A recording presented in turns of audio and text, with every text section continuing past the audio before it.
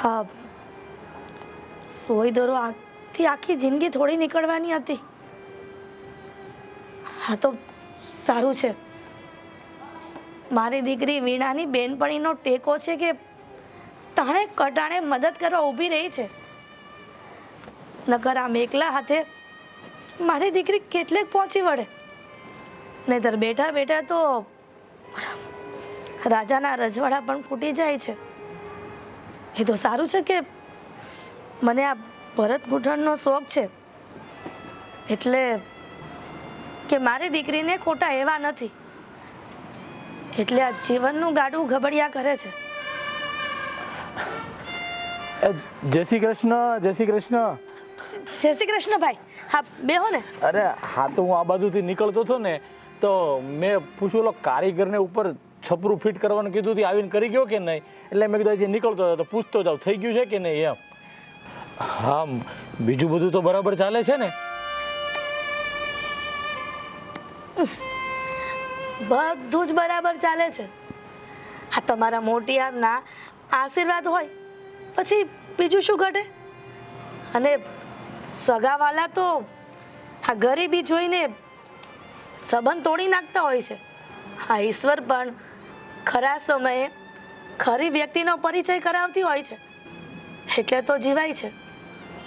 નહીતર કે દિવસનું મોત મીઠું કરી લીધું હોત. અરે ના ના બેન, એવું કાંઈ ન હોય.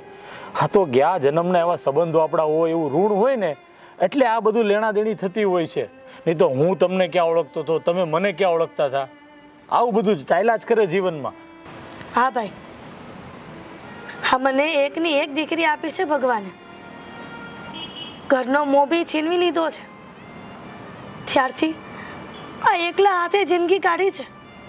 હવે દીકરી પરણવા જેવી થઈ ગઈ છે, એ પરણી ન જાય ને ત્યાં સુધી આમ નમ અડીખમ રહેવું છે.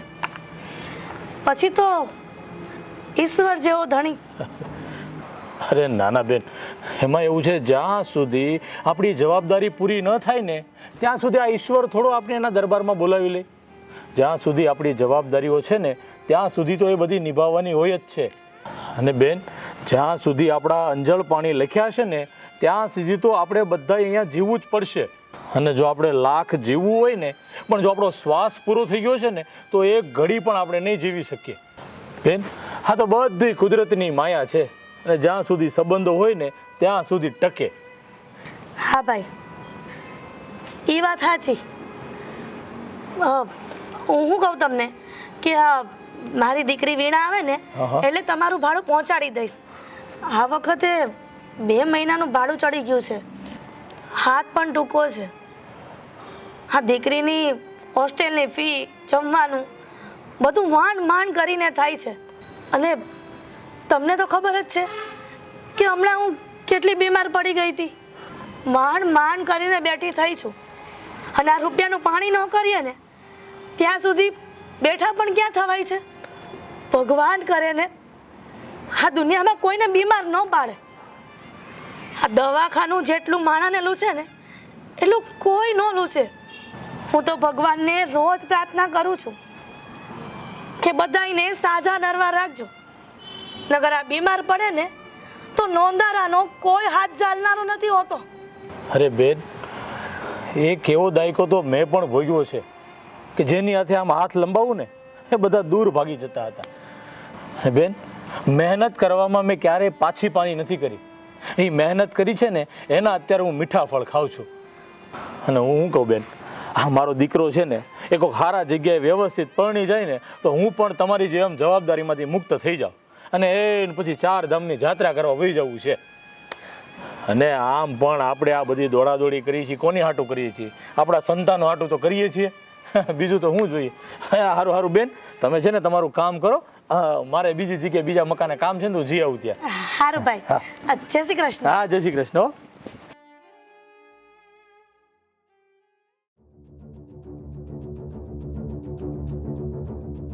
આ બધું શું છે? આ ઘરને તે આખું બગાડી નાખ્યું છે. આપણે સાંભળ્યું છે કે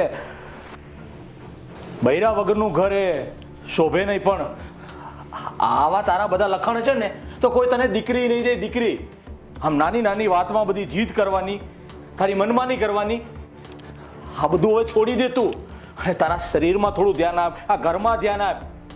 હું તો ક્યાં સુધી છું? આજ છું ને કાલ નથી. આ બધું તારે જ સંભાળવાનું છે. તો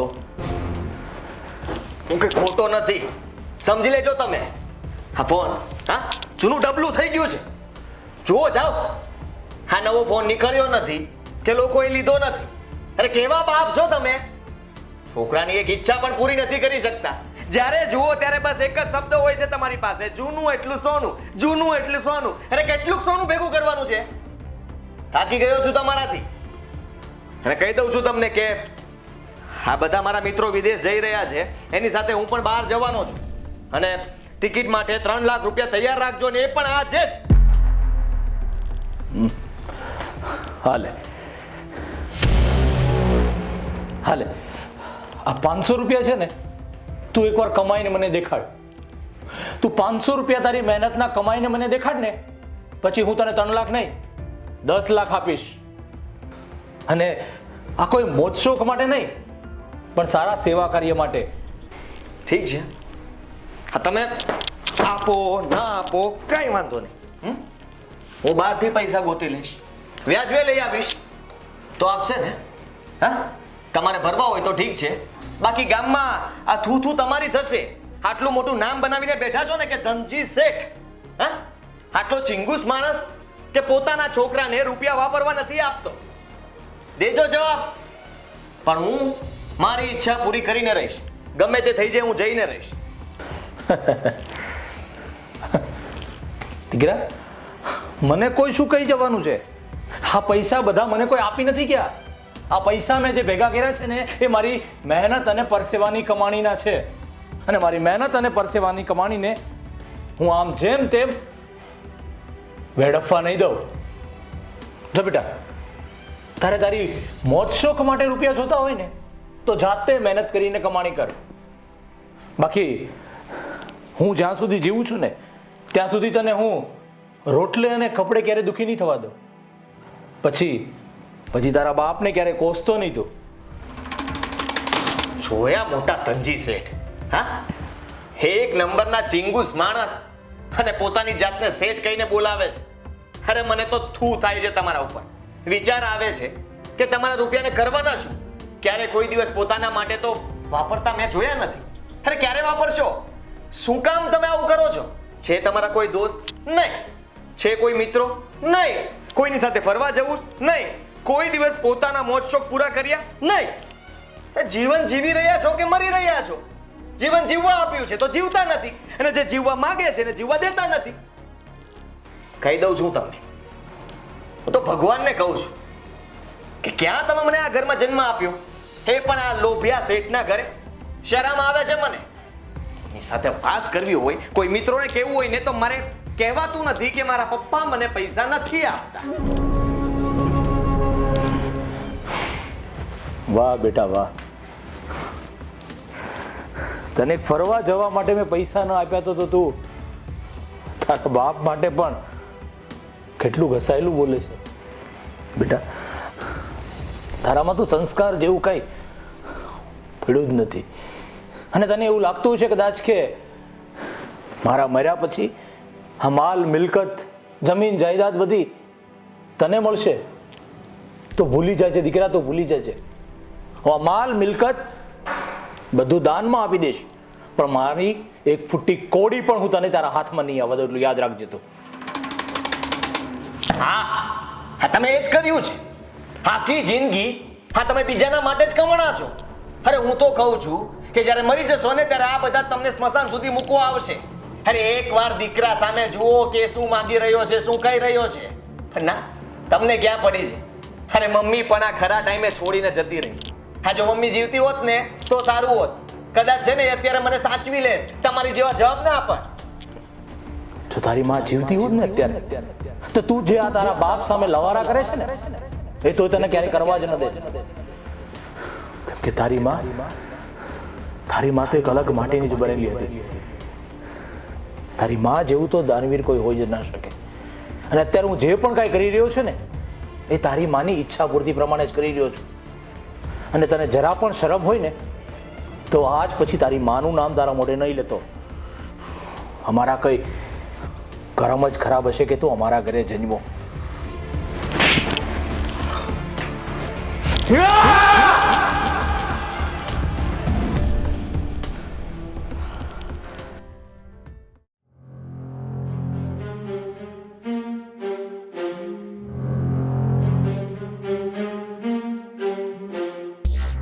હલો. અરે હા, હું આ શહેરમાં પહોંચી ગઈ છું. ક્યાં છે તું? ક્યારે લેવા આવે છે મને? જો તું આવે છે કે નહીં પહેલાં મને જવાબ આપ. બની શકે કે આજ પછી તને મારો ચહેરો જોવા ક્યારેય ના મળે, એટલા માટે આવવું હોય ને તો આવી જા. ઠીક છે, તું જલ્દી આવ. અહીંયા કંઈ ખબર તો પડવી જોઈએ ને મને. હા. Excuse me. જી. હા, કંઈ હેલ્પ કરું તમારી? તમે કંઈ પ્રોબ્લેમમાં હોય એવું લાગે છે, અને આ શહેરમાં નવા હોય એવું પણ લાગે છે. જો સાચું કહું ને તો હેલ્પની જરૂર તો છે મારે. હું આ શહેરમાં નવી છું, મને કંઈ ખબર નથી પડતી કે કઈ સાઈડ જવું. હા, જો મને લેવા માટે આવે છે ત્યાં સુધી બની શકે તો અહીંયા ઊભા રહેશો. ઠીક છે, કંઈ વાંધો નહીં. પણ તમારે જવું છે ક્યાં? હા, એ જ તો પ્રશ્ન છે કે ક્યાં જવું મારે. જો હું મારા પપ્પાનું ઘર છોડીને ભાગી ગઈ છું, અને હવે એ નથી સમજાતું કે ક્યાં જવું જોઈએ. કોઈ રસ્તો જ નથી સૂચતો ને. જેના માટે તમે ભાગ્યા છો એ ક્યાં છે? એને ખબર નથી કે તમે આવું પગલું ભર્યું છે? એને બધી જ ખબર છે. એણે જ તો શિખામણ આપી હતી મને કે ઘર મૂકીને ભાગી જા, હું તારો સાથ આપીશ.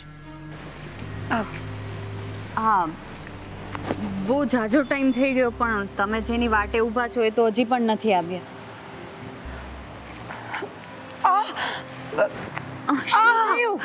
જો ખબર નહીં, અચાનક પેટમાં બહુ દુખવા માંડ્યું છે મને. Please please help me. Oh વાહ, તમે ચિંતા ન કરો, અહીં આગળ જ મારું ઘર છે, તમે ત્યાં ચાલો. જો મારાથી ચલાય એમ નથી. ધીમે ધીમે, બસ અહીંયા સામે જ રહું છું. હા, મારા ઘરને તમે તમારું ઘર જ સમજજો. અને જેના માટે તમે ભાગ્યા છો ને એ મને નથી લાગતું કે હવે આવે એમ. તમે છે ને તમારા ઘરે જાણ કરી દો.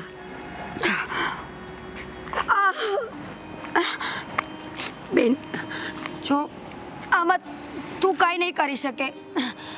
તારા ઘરે કોઈ મોટું છે, મતલબ કે ઉંમરમાં?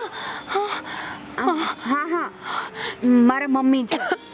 ચાલો તમે. તું જલ્દી મને ત્યાં લઈ જા.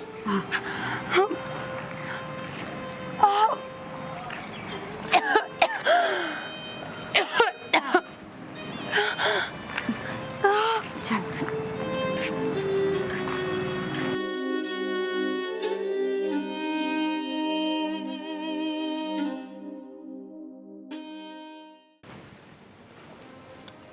દીકરીના, તે તારું ઘર છોડ્યું. હજુ કહું છું કે તારા ઘરમાં કોઈનો પણ નંબર આપને, હું એમની સાથે વાત કરી લઉં. તારા માવતરને તારી ચિંતા થતી હશે, અને હું એમને કહી દઉં કે તમારી દીકરી સહી સલામત આ ઘરમાં છે, તમે સેજ પણ ચિંતા ન કરતા. બેટા, તું અહીંયા રહી શકે છે. આમ પણ આ ઘરમાં કોઈ પણ પુરુષ નથી, એટલા માટે તું નિશ્ચિત રહે છે. માસી, એણે મને કેટલા સપના દેખાડ્યા હતા. એણે જ કહ્યું હતું મને કે ઘર છોડીને માવતરને છોડીને આવી જા, હું તારી બધી જવાબદારીઓને નિભાવી લઈશ. માસી, મારા પેટમાં એનું બાળક હતું જે હવે નથી, પણ આટલી મોટી વાત હું મારા ઘરનાને કઈ રીતે કહી શકું? સાચું કહું તો હવે મને જીવવાનો કોઈ અધિકાર નથી. બસ તમારા ઘરેથી જાઓ એટલી જ વાર છે, હું મરી જ જવાની. હિનાબેન, તમે કેમ આવા નબળા વિચાર કરો છો? તમને ખબર છે આપણી માં આપણું મોઢું જોવા માટે કેટલી તકલીફોમાંથી પસાર થઈ હોય છે. તમે પણ એક બાળક ગુમાવ્યું, તમે આટલા રડો છો તો વિચાર કરો, તમે તમારા મમ્મીનું એકને એક સંતાન છો. તમે આવું પગલું ભરશો તો એ કેમ જીવશે તમારા વગર? એના પપ્પા શહેરના બહુ મોટા ઉદ્યોગપતિ છે. મેં વિચાર્યું હતું કે લગ્ન પછી એ લોકો મને અને મારા મમ્મી પપ્પાને પણ સાચવી લેશે, પણ જેવી આ બાળકની વાત આવી ને એટલે નાલાયક એની વાત પરથી ફરી જ ગયો. અને હવે એવી પરિસ્થિતિ ઊભી થઈ છે કે મને કોઈ પર વિશ્વાસ આવતો જ નથી, ચાહે સામેવાળું વ્યક્તિ ગમે તેવું હોય. લે બેટા, તારા મમ્મીને ફોન લગાડ અને એમની સાથે હું વાત કરીશ. દુનિયા ગમે એટલી આપણી વિરોધી બને, પણ માવતર એ માવતર જ કહેવાય. અને બેટા કહેવાય છે ને કે છોરું કછોરું થાય, પણ માવતર ઈશ્વર બનીને છેક સુધી આપણી સાથે રહે છે.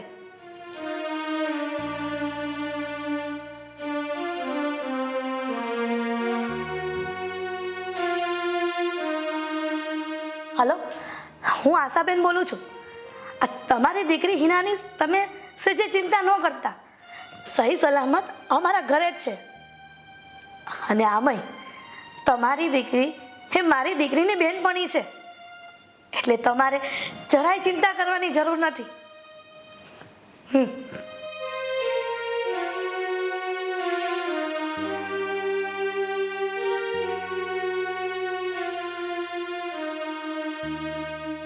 બેટા, તને એવું હતું ને કે તારી મમ્મીને હું સાચી હકીકત બધી કહી દઈશ?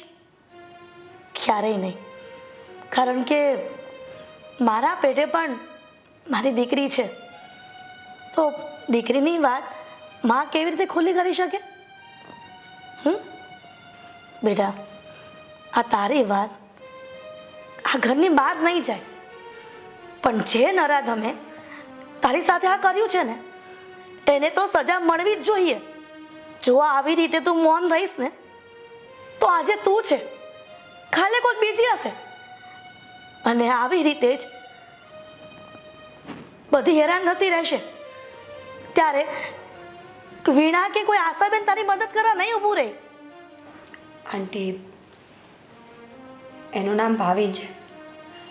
આ શહેરના સૌથી મોટા ઉદ્યોગપતિનો દીકરો છે, એકનો એક દીકરો. આ બધાની જેમ હું પણ સોશિયલ મીડિયા યુઝ કરતી હતી, મને પણ ક્રેઝ હતો. એમાં ને એમાં મારી વાતચીત થવા લાગી. પહેલાં અમે બંને સારા મિત્ર બન્યા અને પછી પ્રેમ થયો.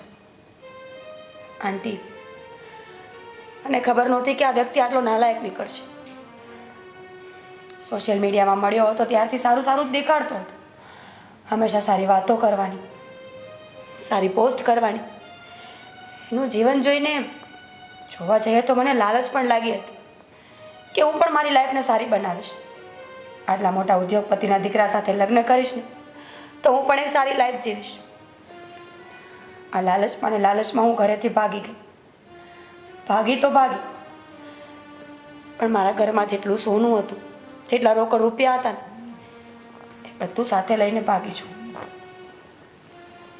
આંટી, મેં મારા ઘરને તો બરબાદ કરી નાખ્યું, પણ આજે હું જાતે પણ બરબાદ થઈ ગઈ છું. મેં ખાલી કોઈનો દેખાવ જોઈને પ્રેમ કર્યો, પણ જેવું વિચાર્યું તેવું કંઈ ના નીકળ્યું. હવે તો આ ભાવિનને ગોતવો જ પડશે. જો મળી જાય ને તો પહેલાં તો બે થપ્પડ મારવી છે, તો જ એને ભાન પડશે, અને પછી એને પોલીસના હવાલે કરવો છે. બાકી આવા તો કેટલાય ભાવિને કેટલી હિનાની જિંદગી બરબાદ કરી હશે.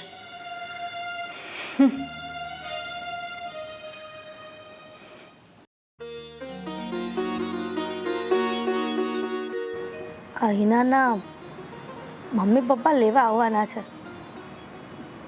એમની સાથે શું વાત કરું, કેવી રીતે વાત કરું? આજ નહીં તો કાલ એમને આ વાતની ખબર તો પડશે જ ને. આ વાત જો હિનાને ખબર પડશે તો એ બિચારી પર શું વીતશે. એક કામ કરું, હિનાને જ અહીંયા બોલાવી લઉં. દીકરી હિના, બેટા અહીંયા આવતો. હા, કેટલો સરસ પવન આવે છે. હા, તું અહીંયા આવ ને તો આપણે સાથે બેસીએ. આ વીણા પણ આ વીણા છે ને રાત્રે છે ગાવાની છે, તો ત્યાં સુધી આપણે સાથે બેસીએ ને. હા આંટી. આંટી, હા, તમે તો બહુ મસ્ત રૂમાલ ભર્યો છે ને, એકદમ મારા મમ્મી જેવું. તમને ખબર છે, મારા મમ્મીએ પણ મારા માટે આવું જાણું તૈયાર કર્યું હતું. એક એક વસ્તુ એમના હાથથી અને લાગણીથી બનાવી હતી. પણ એમને શું ખબર હતી કે એમની દીકરી એક દિવસ એમનું મોઢું કાળું કરાવશે. બેટા હિના, આ બધી વાત પડતી મૂક ને. તારા મમ્મી સાથે મારે બધી જ વાત થઈ ગઈ છે. એ કાલે આવે ને એટલે જોયું જશે. તું ચિંતા ન કર. અને સાંભળ, આ સાંજે તારે શું જમવું છે? આંટી, હું શું કહું, તમારે જે બનાવવું એ બનાવી નાખજો ને. જય શ્રી કૃષ્ણ. હા, જય શ્રી કૃષ્ણ. ભાઈ આવો ને, બેસો.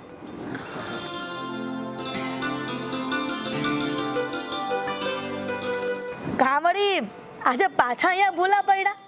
આ તમને કામ બહુ વળગે છે કા? આ રોજ તમારો કારીગર થોડું થોડું કામ કરવા આવે છે, પણ અમારી દીકરી આવી છે ને તો એ કારીગરને રજા આપી દીધી કે કાલથી ન આવતો. કેમ કે જો એ અવાજ કરે કામ કરવામાં તો મારી દીકરીને ખલેલ પહોંચે એટલે. અરે આશાબેન, આ તમારે બે દીકરી છે? તો મને આજે ખબર પડી. મને તો એમ જ છે કે તમારી એક જ દીકરી છે વીણા, અને હું છે ને આ એના માટે લેપટોપ લઈને આવ્યો છું. હા, મારો દીકરો છે ને જે બધી વસ્તુ જોઈએ ને બધી ખરીદી કરી આવે, એને પછી ઘરે ધૂળ ખાતી હોય, કોઈ કામનું નહીં. એટલે મને એમ થયું કે આ છે ને હું વીણા માટે લેપટોપ લેતો જાઉં તો એને થોડુંક કામ લાગે એમ.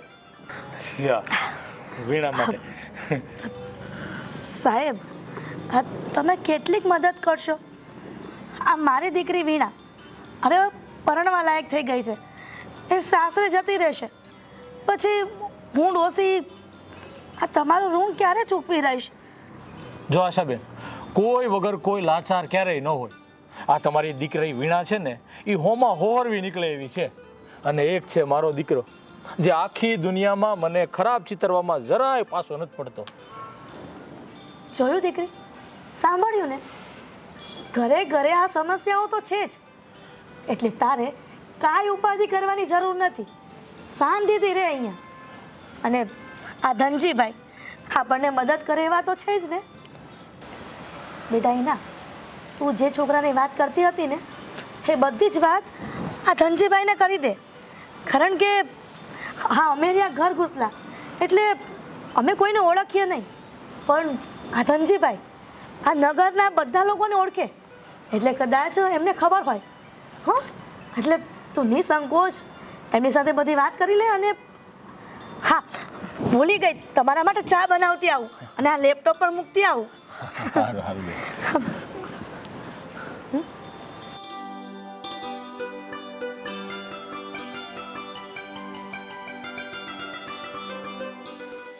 શું થયું બેટા? હા, ગભરાયેલી લાગે છે. કઈ વધારે તકલીફ છે, પ્રોબ્લેમ છે કઈ?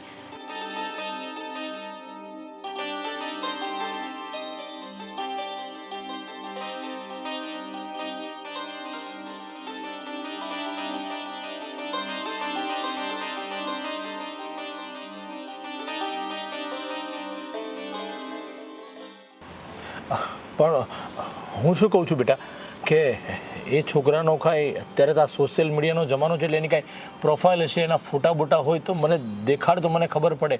અંકલ, ફોન આપો તો બતાવો. હા હા, આપો બેટા.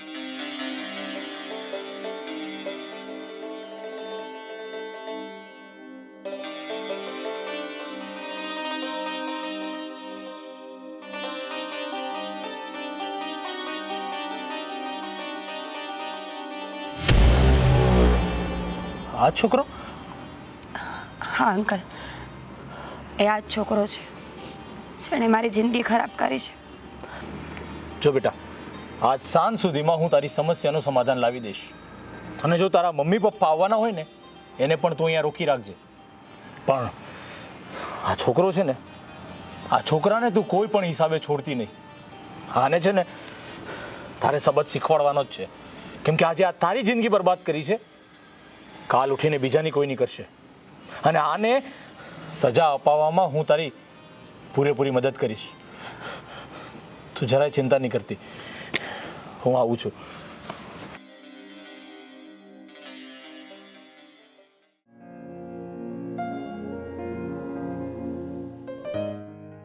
તારા મમ્મી પપ્પા આવતા જ હશે, રસ્તામાં હશે. બધી જ વાતચીત કરી લીધી છે. તું સેજ જઈ ચિંતા કરતી નહીં. તું ત્યાં જઈને તો અહીંયા આવતી રહેજે. આ તારું જ ઘર છે ને. આ જેવી દીકરી મારી વીણા એવી તું જરાય મૂંઝાતી નહીં.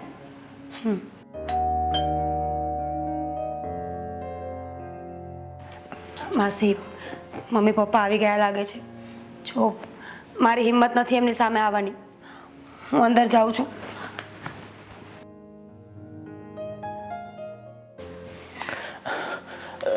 જય શ્રી કૃષ્ણ. જય શ્રી કૃષ્ણ ભાઈ. વીણા બેટા, પેલી છોકરી જે તમારા ઘરે મહેમાન બનીને આવી હતી એ ક્યાં છે? ધનજીભાઈ, ઓલા નરાધમની કઈ ભાન મળી? કોણ છે? જુઓ, આ તમારો એક દીકરો કેટલો સંસ્કારી છે. તમારા જ બધા ગુણ છે. અને નરાધમ નાલાયક છોકરો, બિચારી આ છોકરીની જિંદગી બરબાદ કરી નાખી. વીણા બેટા, એ છોકરીને તું બોલાવ ને, મારે એનું કામ છે.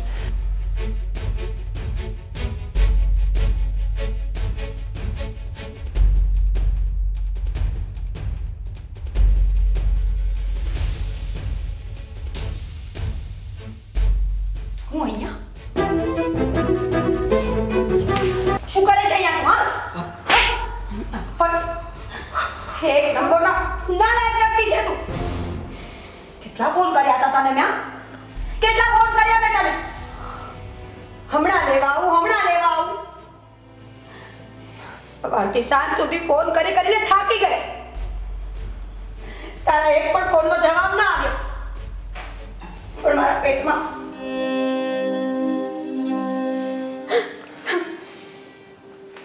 શરમ આવી જોઈએ તને. આ તો સારું થયું કે આ મા દીકરી અત્યાર સુધી મને સાચવીને મારી સેવા કરી.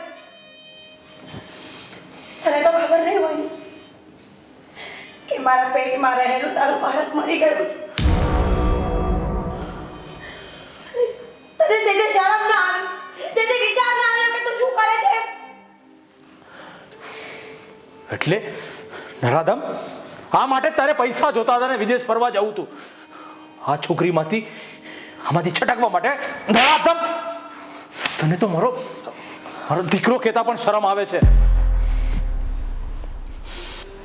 મને માફ કરી દો. અને મને એમ હતું કે તમે 3 લાખ રૂપિયા આપો તો હું હિનાને સાચવી લઈશ.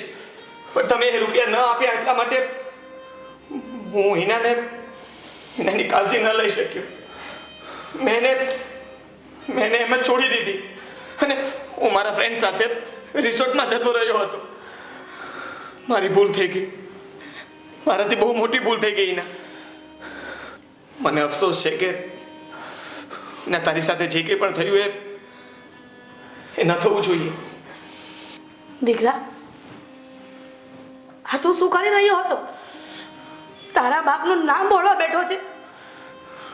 આ તો તારા બાપની નિયત સારી હતી કે વારંવાર અમારા મદદે ઊભા રહ્યા અને તે એના પર લાંછન લાગે એવું કાર્ય કર્યું. તને શરમ આવી જોઈએ. આ તો સારું થયું કે આ છોકરીને ભગવાને આ ઘરનો રસ્તો બતાવ્યો. એટલે આ વાત અહીંયાથી જ રોકાઈ ગઈ. કંઈક તો શરમ કર.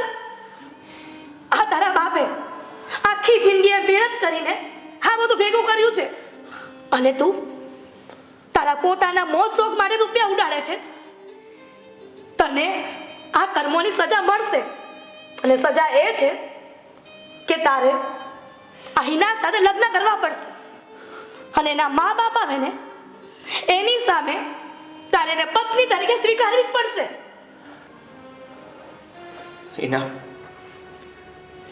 એના મને માફ કરી દે. હું મારા પપ્પાના રૂપિયાના અભિમાનના પાવરમાં આવડું મોટું પાપ કરી દેજો. મારાથી બહુ મોટી ભૂલ થઈ ગઈ. માફ કરી દે મને. માફ કરી દે.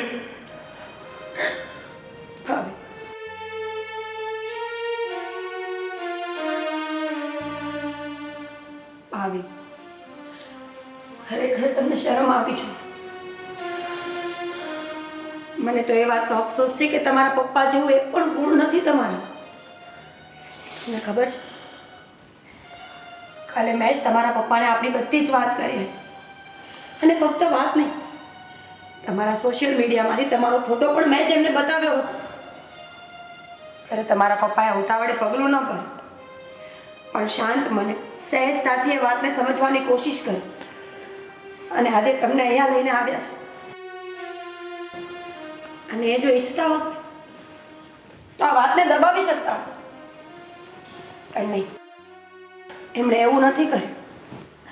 અરે દુનિયાનો કયો બાપ આવો હોય જે પોતાના દીકરાની ભૂલને આટલી સહેજતાથી સ્વીકારી લે? જરાય વિચાર ના આવે. જો ખરેખર માફી માંગવી હોય તો મારી નહીં, પપ્પાની માફી માંગો. ને તમે શું કહો? માફી તો મારે પણ માંગવી જોઈએ, કારણ કે તમારા પાપમાં ક્યાંક ને ક્યાંક હું પણ ભાગીદાર છું. અસમજણમાં પગલાં તો ભરી લઈએ, પણ જ્યારે ભોગવવાનો વારો આવે ત્યારે આપણે તો નીકળી જઈએ, બાળક થઈને ઊભા રહી જઈએ. માવતર, એમને તો સમાજમાં જવાબ દેવાના ને.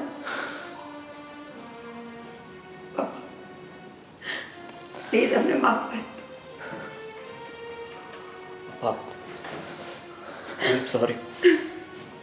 ધનજીભાઈ જેવા શેઠ હતા ને એટલા માટે જ હા ભાવિન જેવો જમાઈ મળ્યો અને હિના જેવી દીકરી. તમારી જેવા શેઠ આ દુનિયામાં ક્યાંય નહીં મળે. ખૂબ ઉદાર દિલ છે તમારું.